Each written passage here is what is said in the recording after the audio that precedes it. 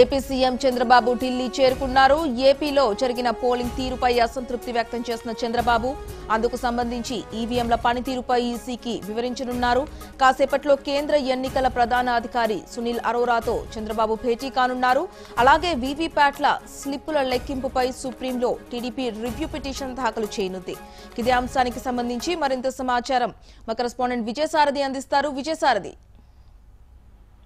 హరిప్రియ, చాలా కీలకమైనటువంటి పరిణామాలు జరుగుతున్నాయి. ముఖ్యంగా నిన్న ఏపీ సీఎం చంద్రబాబు అమరావతిలో ఏం మాట్లాడారో దానికి అనుగుణంగా ఢిల్లీ వెళ్లారు.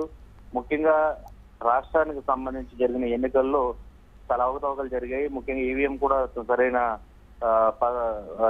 విధంగా పనిచేయలేదు. ఈసీ తన పరిధి అతిక్రమించింది.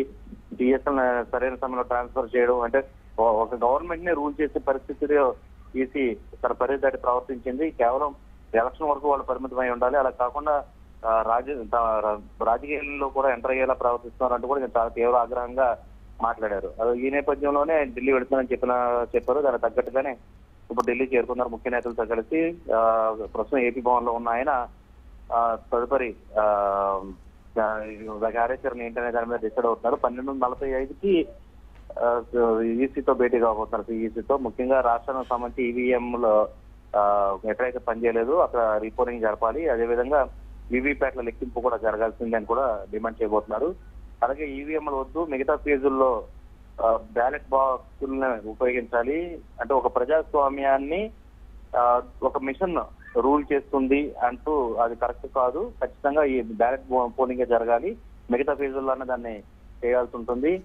ఎలక్షన్ కమిషన్ పూర్తి స్థాయిలో ఒక బీజేపీ బ్రాంచ్ ఆఫీస్ గా మార్చేసారంటూ కూడా నేను కొంచెం సంచలనాత్మకమైన కామెంట్ చేయడం జరిగింది. సో వీటన్నిటికి సంబంధించి ఎలక్షన్ కమిషన్ ని ఆయన కలవబోతున్నారు 12:45కి. మాట్లాడిన తర్వాత మిగిలిన రాజకీయ పార్టీలను కూడా కలిసి లైక్ మైండెడ్ పార్టీస్ తో ముందుకైతే వెళ్ళబోతున్నట్టుగా తెలుస్తుంది. దాంతో ఎలాంటి నిర్ణయాలు అందరూ కలిసి తీసుకుంటారో చూడాల్సి ఉంది. అదేవిధంగా వీలైతే ఒక ధర్నా కూడా ఢిల్లీలో చేసే ఆలోచనలు టీడీపీ శ్రేణులు ఉన్నాయి, కానీ అది ఇంకా పూర్తి స్థాయి దానిపై నిర్ణయం తీసుకోలేదు.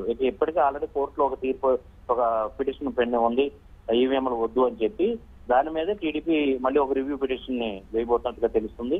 ఈ రోజే సుప్రీంకోర్టులో దాన్ని మూవ్ చేయబోతున్నారు. ఓవరాల్ గా అయితే కనుక పరిస్థితి ఉద్వేగభరితంగానే ఉంది. ఎలక్షన్ పోలింగ్ జరగడం, పోలింగ్ జరిగే సమయంలో కొన్ని చోట్ల ఉద్రిక్త పరిస్థితుల్లో నెలకొనడం, రాష్ట్ర సీఎంఏ ఏకంగా ఈ ప్రస్తుతం పోలింగ్ జరిగిన సరళపైన అసంతృప్తి వ్యక్తం చేయడం, ఢిల్లీకి వెళ్ళడం, ఈసీఐని కలవడం, ఇవన్నీ చూస్తుంటే కనుక చాలా సంచలనాత్మకమైన పరిణామాలే చోటు చేసుకునే అవకాశం ఉన్నట్టుగా తెలుస్తుంది. Haripriya. Right, thank you Vijayasarathi.